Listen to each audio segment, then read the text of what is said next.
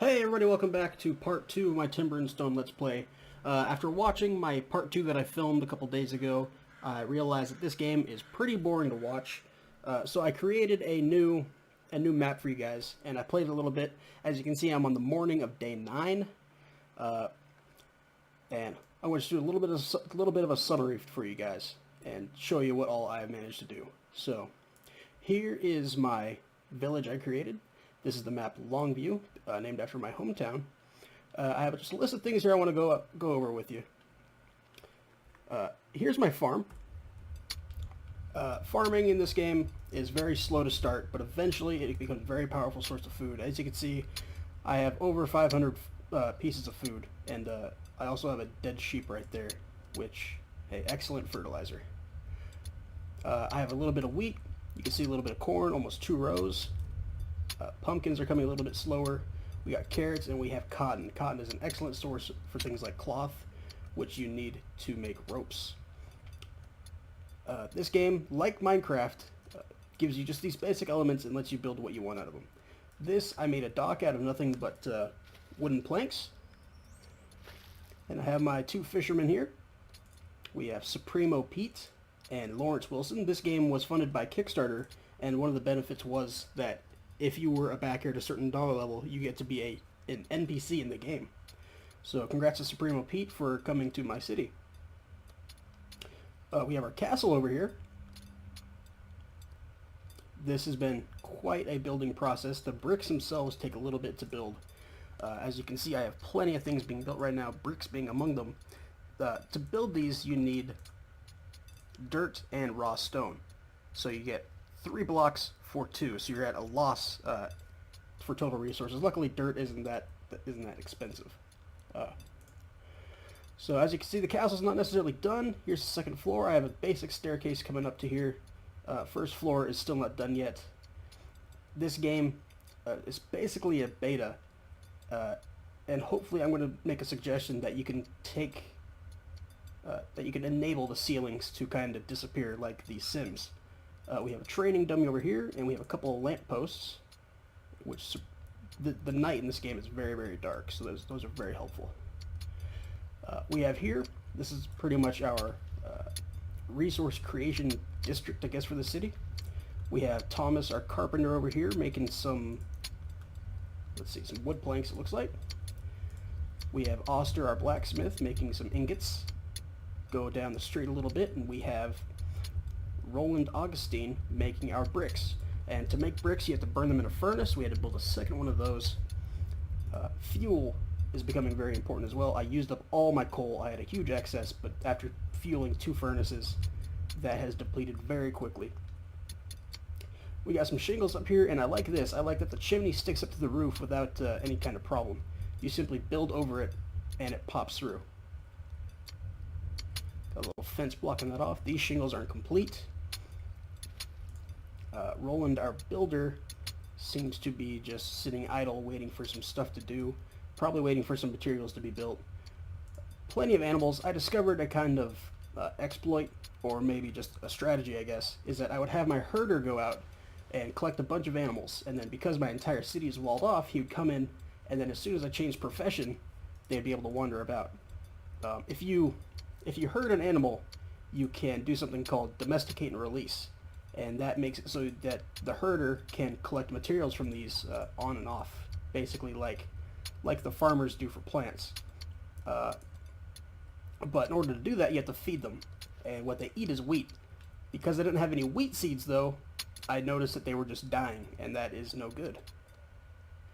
So if you go with this kind of strategy, you can keep them around for later when you do have that supply of wheat, and if need be, you can slaughter them for food, and they're not too far off. So for now, they're just going to wander around until I need them. This is a quarry that I had. This just provided me the rock I needed.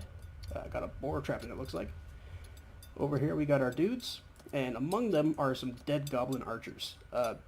In my last game, I didn't have very many enemies. I don't think I had any at all.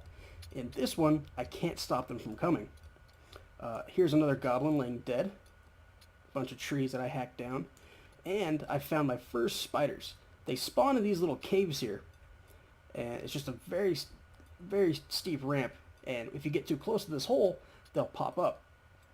as you can see over here, I believe, I have a dead spider. I'm going to have my forager gather those resources. They give you spider silk, which can be used to make ropes. And ropes are a very valuable resource in this game. So some more goblin archers going to gather their corpses. And what do we have over here? We have another goblin archer. So he's going to need to be taken care of. That lets me show off the next thing I wanted to show you, which apparently is a new profession that was added, I think, in version 1.1. We're going to find our forager, McLovin, probably another one of those Kickstarter benefits, and we're going to walk him over here to this archer and show you something pretty cool. So here, there's the archer, got these miners in the way. While he's walking over there, I'll show you something else. Let's see if we can still find him. Nope, he's gone. We had a trader coming in, and for those that may not know, when you designate roads, you don't need to actually build anything. This yellow is just a road. They're going to follow that, and as you can see, the path is kind of worn down. That's because every time something walks over, every time something walks over one of these paths, it flattens it down into dirt. So the game is paused automatically. Because of that goblin, we're going to get the miner out of the way. We're going to select McLovin here, and we're going to go to his professions, and we're going to change him to something called an adventurer. This is a very cool thing that I didn't really know about until recently. We're going to equip him with the best stuff we have: iron chainmail, iron cuirass, and iron-plated boots. And then we're going to do something really cool. We're going to select him, we're going to right-click his portrait over here, and we're going to click Take Control. And what this is going to do is it's going to bring you into a first-person mode. And so you're going to control this guy, as if you're playing him in a first-person shooter or something.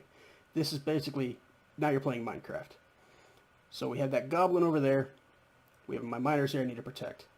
We will unpause the game, and we'll start marching for him. Uh-oh. Oh no, Patrick is slain by the goblin archer. That's not good. I probably should have made him the adventurer instead, or at least put some armor on him and made him infantry. Oh well, we'll fix that later. So we're going to unpause the game again, and we're going to get some vengeance. So here's the archer.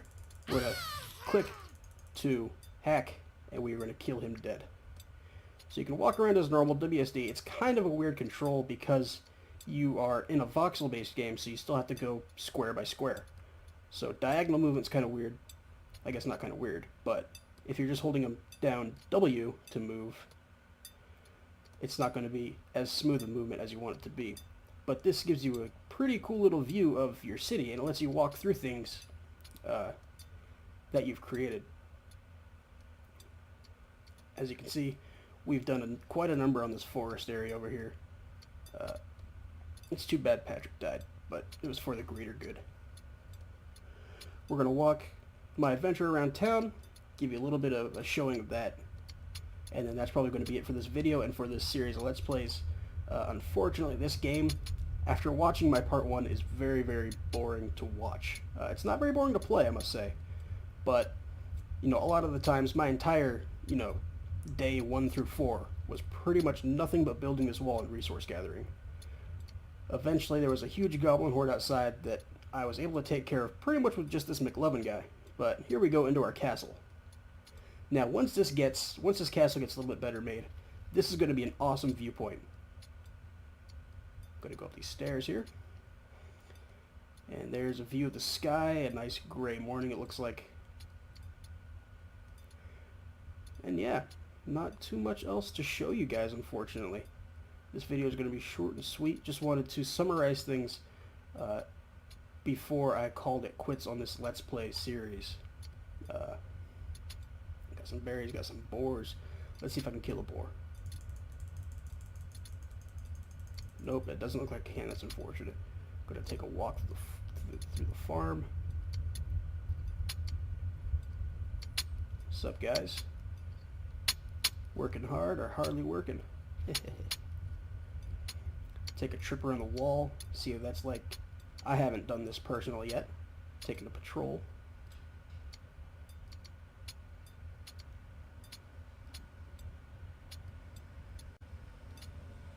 Can I run?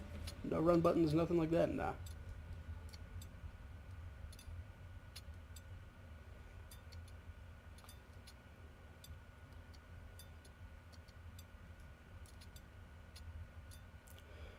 But yeah, this game is available for sale. It's $20, and so far I've gotten many hours of enjoyment out of it. I definitely think it's worth that much. The developer is still working very hard on this game, taking suggestions from the community and things like that. They have a forum up if you want to give that a read. If you do decide to play this game, I would definitely recommend taking a look at some of the guides on the forums. The UI for this game is not very informative. Like the adventure mode down there, I did not know about that. I didn't know that you could also set patrol routes for infantry and things like that, all through right-clicking the character portrait down there, which, you know, if you've just started this game, would not seem like a very obvious choice. Oh, there's another goblin, and I just heard one. I don't know where he's at though. But by golly, if I find him. Oh, you can also, if you press tab, you can get the cursor up, so you can go to his gear, and you can equip, you know, your bows. And then, you know, there's no bullet drop or anything like that just yet. Hopefully they'll be able to add that. Oop, I don't know what we're doing here. Alright. Well guys, there you go. I hope you've enjoyed this, my closing statements for this game. Definitely recommend it. Only 20 bucks. No installation required, so you can do something like put it on a flash drive if you have access to computers at work. Like I do, you can. It's not a very hardware intensive game, so you can play it on a lot of different systems. Well, thank you for watching. And P.S. Call me cheap, but if you want to do a method of saving, I would definitely recommend going into the saves file in this game and saving whatever folder for the world that you have. I really did not want Patrick to die, so I went ahead and restored the save. Luckily, I saved right before I started filming this, so he's back alive. Now we know what to look out for. Thanks again. Have a good one.